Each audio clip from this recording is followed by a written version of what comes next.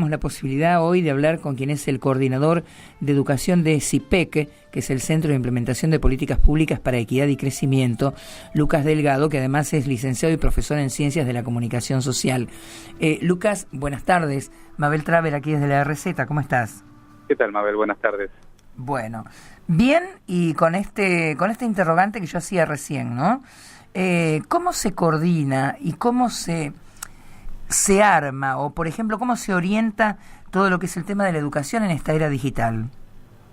Sí, atendiendo también algunas de las cuestiones que planteabas antes y yendo a tu pregunta, lo interesante es ver que más allá de las cuestiones del avance generacional y cómo va cambiando con el tiempo, estamos todos insertos en un proceso de cambio muy grande que tiene que ver con el avance de las tecnologías digitales, que no son más que parte de nuestros propios avances como sociedad, ¿no? Entonces creo que ese entramado que se va haciendo entre los avances tecnológicos, los sistemas ya consolidados como el educativo en este caso, que tiene tanta larga data, ¿no? Por más que no haya cambiado tanto como se dice en los últimos 100 años, también se han hecho avances y es interesante ver cómo eso se va matizando, ¿no? Como entendemos hoy una educación tradicional frente a una educación que debería ser más abierta, pensando un poco más en las lógicas que nos ha vinculado o nos ha traído la lógica digital, ¿no? Entonces es súper interesante ver cómo se va dando este entramado y sobre todo con el entramado institucional que tenemos hoy, para hablar del sistema educativo, para hablar de escuela, para hablar de la incorporación de nuevos actores. Entonces es súper interesante ver cómo se va dando todo esto. Además, lo que uno ve, y yo como docente, pero desde hace muchos años, cuando era todavía la vieja época de la enseñanza, en este momento me da la sensación de que es el mismo receptor el que habilita o que demanda una modificación permanente, porque es tan cambiante y tan variable el tema que lo que hoy está escrito ya para mañana está viejo. Sí, y eso es un gran desafío porque Claro. Estamos acostumbrados a hablar en términos de contenido, ¿no? ¿Cuáles son los contenidos que uno tiene que aprender en la escuela y que deben servir para el resto de la vida? Hoy, en un terreno de tanta incertidumbre, al mismo tiempo de tanta producción de información, vos hablabas un poco de la charla que vamos a tener con David Buckingham, él está hablando primero de las nuevas alfabetizaciones, ¿no? En términos de, bueno, qué es lo que nos están enseñando los medios, cómo tenemos que aprender a leer y a producir con los nuevos medios. Es justamente uno de los temas clave para pensar en la educación de hoy y del futuro, porque lo que estamos haciendo es entrar en unas lógicas que no tienen que ver con la producción de un contenido estanco que se da como conocimiento científico, sino que justamente hoy lo científico también está tratando de vincularse con lo dinámico, con el diálogo constante de lo que se produce en la sociedad y para la sociedad, y sobre todo también con estas nuevas modalidades de interacción que están apareciendo a través de los diferentes medios. Ahora, Lucas, los docentes, ¿están imbuidos, están preparados, están capacitados? Porque hay que ayornarse mucho respecto de lo que es la misma demanda, como te decía hace un ratito, del receptor, ¿no? Porque por ahí el más chiquilín termina hasta haciendo planteos que de repente casi como que terminan descolocando la situación, ¿no? Sí, con el tema de la formación docente particularmente, lo que tenemos es un escenario en que no podemos esperar a tener a todos los docentes formados en una determinada lógica, si se quiere, de la educación actual, ¿no? Pues pensando en las tecnologías, en la incorporación de nuevas metodologías, dinámicas pedagógicas.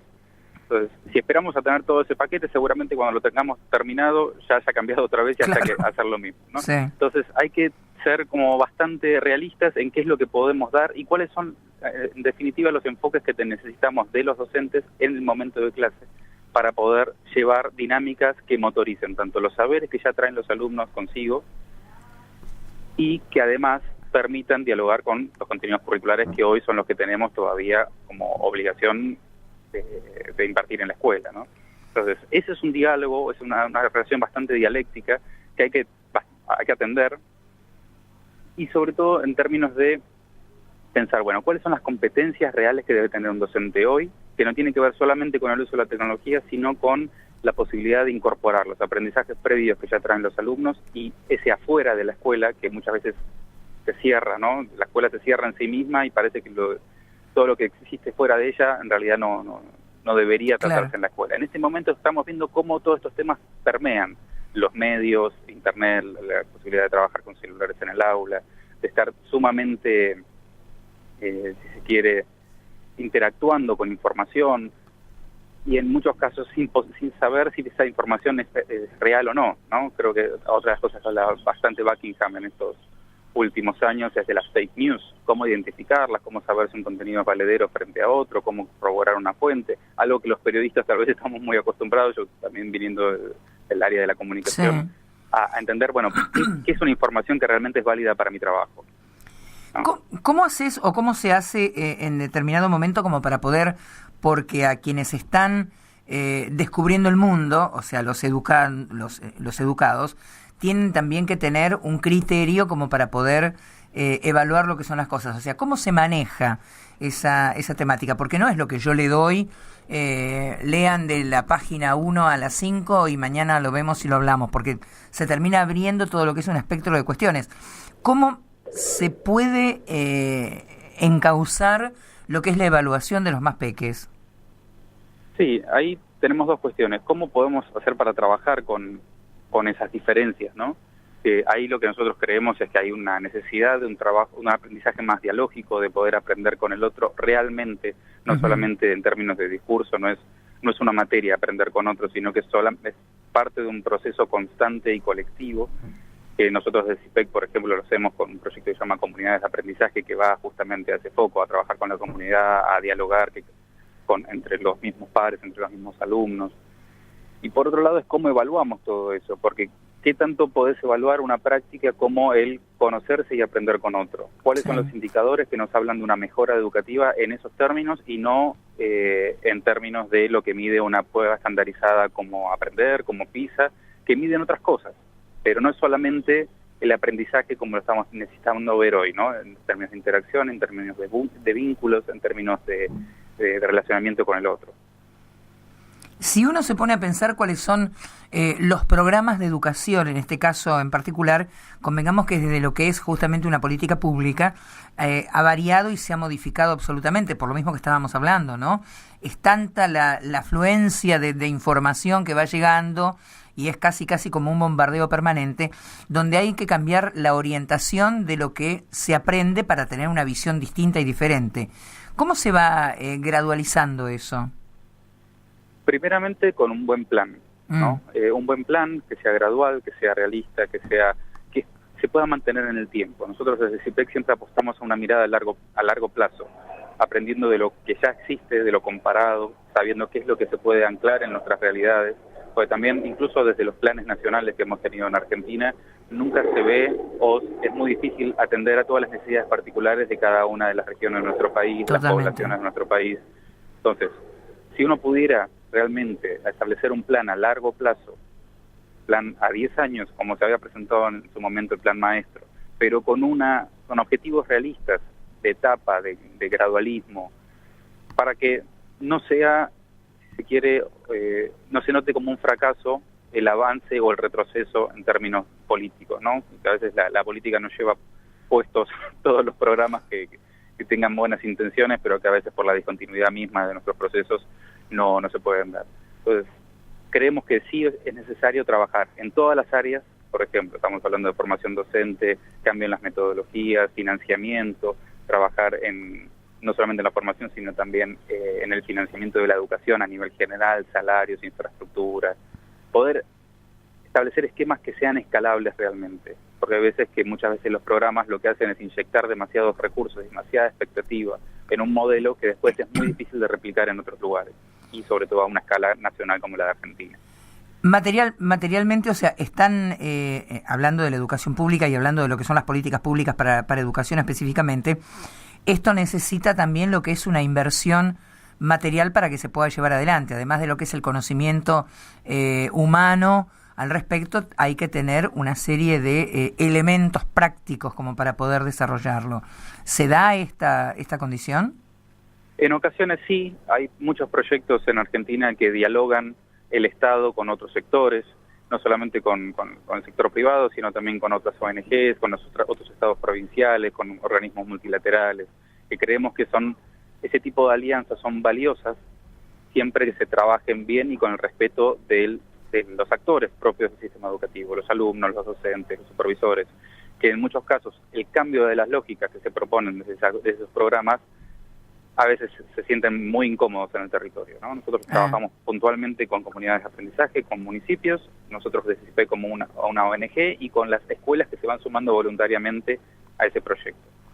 En casos como, por ejemplo, Salta y Santa Fe, una de las propuestas de ese programa que tenemos, de ese proyecto que se llama Comunidades de Aprendizaje, se escaló como política pública. Ahí la decisión no pasa por lo voluntario del docente, sino por la posibilidad de que el Estado establezca como política pública una práctica específica que cree valiosa para el desarrollo, en este caso, de la comprensión lectora de los chicos, para que puedan tener más interacción con un tipo de materiales de lectura como las obras clásicas. Entonces, creemos que esa alianza tiene que estar muy bien consolidada. En otros países de la región y de Europa o del mundo vemos que esas alianzas son un poco más naturales y tienen más larga data y sobre todo tienen mucha claridad en relación a qué es lo que tiene que hacer cada actor. En Argentina todavía eso está medio desajustado y a veces parece que si aparece el logo de una empresa o si aparece el logo de una ONG, son todos el Estado o el Estado no está haciendo su trabajo. Entonces creo que esa demanda que se le hace a los programas tiene que empezar a ser un poquito más clara en relación a cómo interviene cada parte. Están implementadas las condiciones porque además, de acuerdo a lo que uno va viendo, la educación o el programa de educación es una cuestión absolutamente dinámica, o sea, no es alguna cosa, no es un compartimento estanco, no está en una llanura, sino que está en un permanente y constante movimiento. ¿Se están dando los planteos en ese sentido? Creemos que las discusiones no siempre se ven tan fácilmente en cómo la política trabaja y opera, en definitiva, en los territorios. Tenemos también la complejidad en Argentina de ser un sistema federal, que por más que una política nacional establezca ciertos lineamientos generales, la implementación es propia de cada provincia, y ahí no solamente se requiere de un liderazgo político para poder llegar a establecer esos programas a largo plazo, sino que además de condiciones de infraestructura, condiciones de financiamiento, de presupuesto, ¿no? Cómo se articulan, en definitiva, los números, las agendas políticas, los tiempos políticos y las necesidades puntuales de cada una de las regiones para poder establecer la continuidad de un programa. Entonces, las condiciones creo que en términos de debate están dadas, estamos hablando de otro tipo de programas de educación. Totalmente. Lo que no está totalmente dado es cómo cerrar otras discusiones que anteceden incluso al debate educativo y que en definitiva lo terminan perjudicando en el largo plazo, que si no se resuelven vamos a seguir renovando problemas, tal vez con otros nombres de programa, con otros funcionarios, con otros actores, pero en definitiva el problema de fondo no está resuelto. Porque además, a medida que va pasando el tiempo, la misma demanda de la sociedad se va modificando y se van haciendo diferentes o distintos planteos. Entonces también tenemos que tener a la población, a los educandos, por lo menos con las mínimas herramientas como para poder empezar y para poder afrontar eso. Vos estabas poniendo recién el ejemplo de lo que es la provincia de Salta y la provincia de Santa Fe. Uh-huh. Supongamos, o sea, yo me crié en Tierra del Fuego, después estuve viviendo en Salta. Lo que son las diferencias, más allá de geográficas por el tiempo, estamos hablando de las diferencias de lo que es la demanda, la característica, las inquietudes, las posibilidades y las habilidades que puedan tener en uno y otro lugar. ¿Cómo se puede hacer para llevar adelante? Entiendo, estamos en un país federal, cada quien tiene que articular las cosas, pero ¿puede haber un lineamiento con con 3 puntos iniciales y que en función a eso después se vaya armando un abanico como para poder implementarlo? Creo que se está haciendo, sobre todo en los problemas clave que tenemos en la región, como es la educación secundaria, sobre todo, que tal vez es el que está generando más ruido y en términos de reformas, sí. Nuevamente.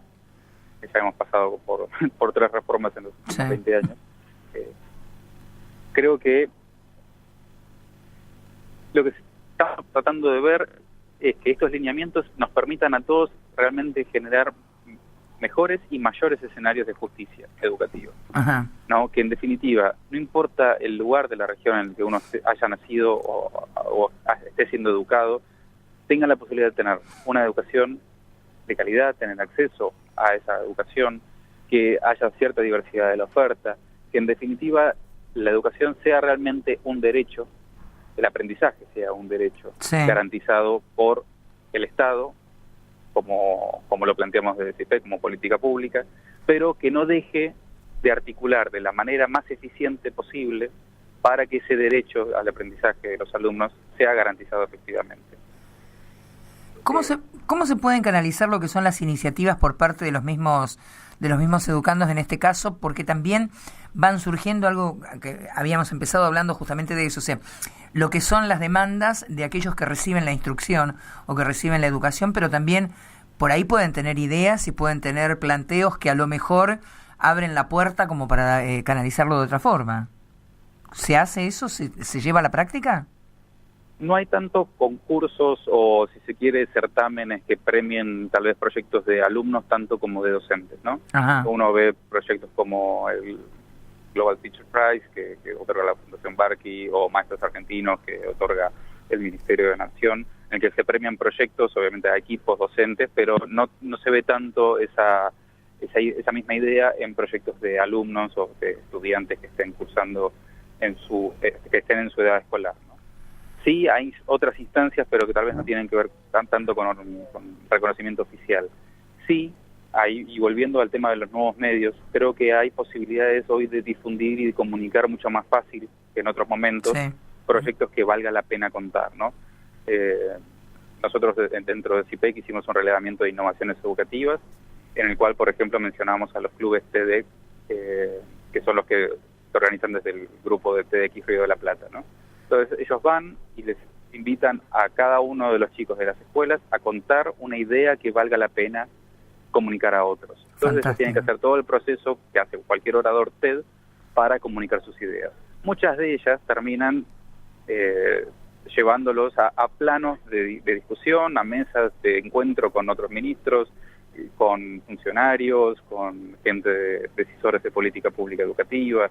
Entonces, creo que hay como ciertas herramientas y mecanismos para que ese tipo de proyectos aflore, tal vez no tantos como deberían, y tal vez el sistema educativo no esté tan permeable para cambiar en base a esas demandas. Eso es otra cuestión, ¿no? Claro, porque además, a ver, uno cuando ya va viendo con el transcurso de los años lo que han sido los cambios y las modificaciones, ¿no? Respecto de lo que es la demanda y la posibilidad, siempre se planteaba años bueno, tenés que hacer tal cosa, tenés que hacer tal otra, tenés que estudiar esto, tenés que estudiar aquello, tenés que estudiar lo otro.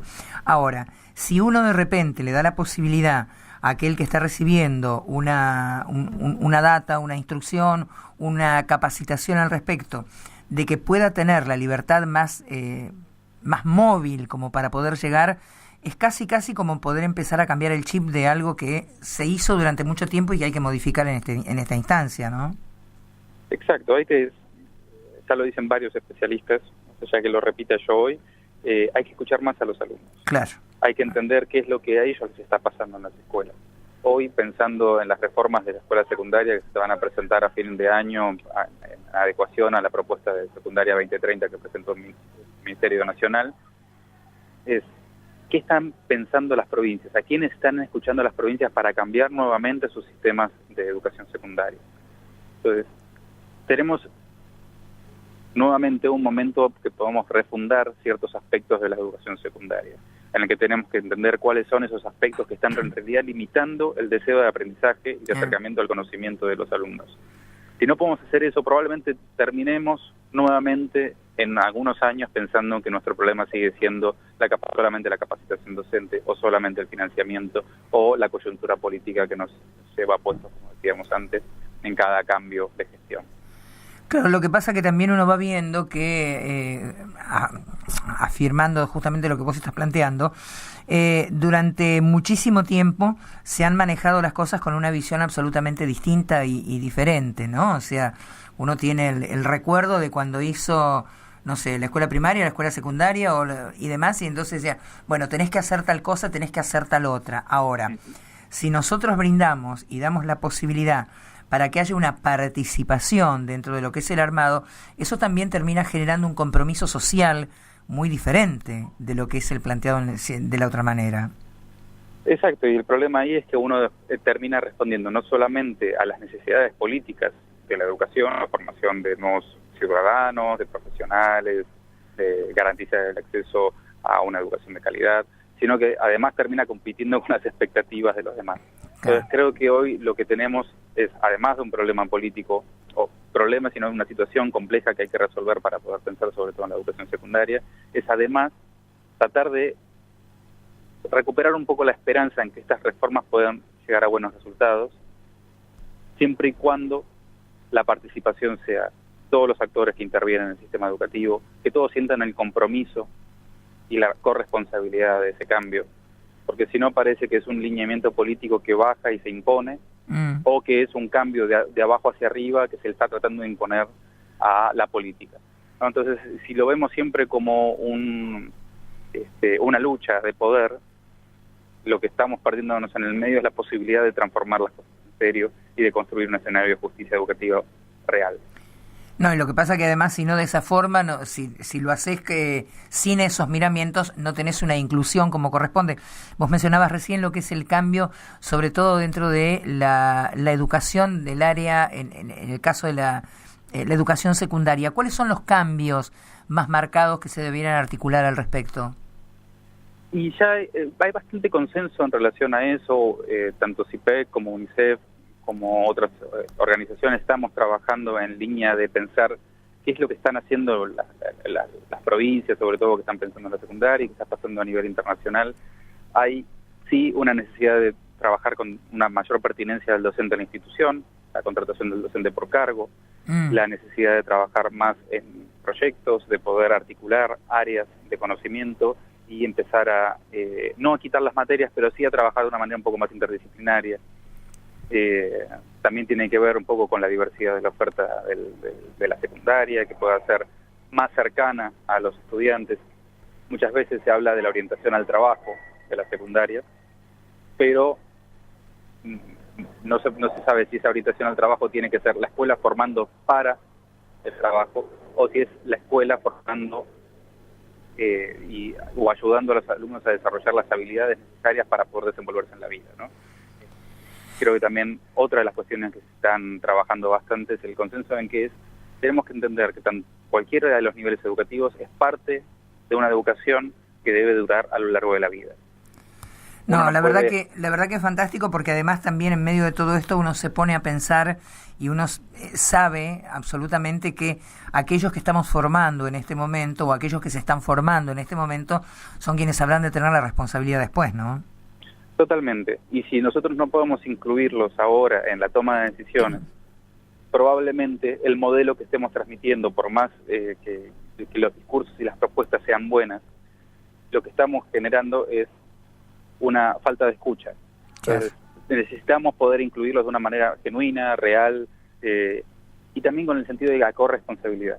No eximiendo a nadie de la responsabilidad que le toca, ¿no? Porque eso también es algo que nuestro modelo de sistema educativo ya lo tiene bastante marcado, tiene que ver con el rol del Estado en términos de garantizar oferta, del financiamiento de la educación, de garantizar la infraestructura para que el derecho a la educación sea efectivo, ¿no? Por ejemplo, estamos hablando de la universalización del nivel de la sala de 3.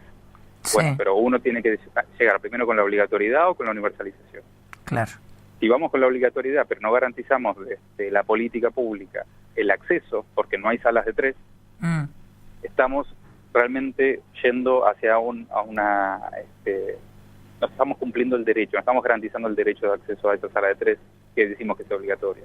Entonces, por eso las políticas tienen que ser graduales y tienen que ser, en ese sentido, más inteligentes en relación a qué es lo que pretenden y en qué tiempo lo pretenden. El largo plazo, si no existe el largo plazo en la política, ya sabemos qué pasa.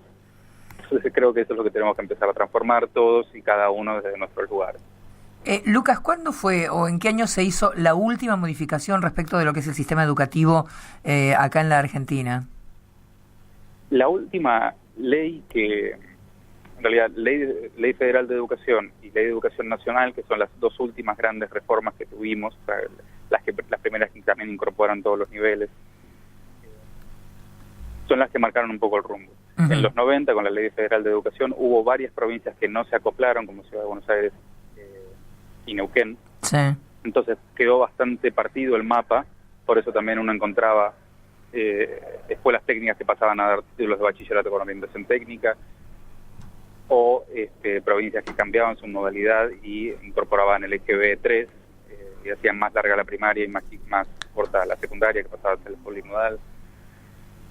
Y en 2005, con la sanción de la Ley de Educación Nacional, ya se vuelve a un esquema en que cada provincia puede elegir un esquema de cursadas, tanto de primaria como secundaria, pero tiene que garantizar la obligatoriedad de tantos años, que en este caso es hasta el final de la secundaria.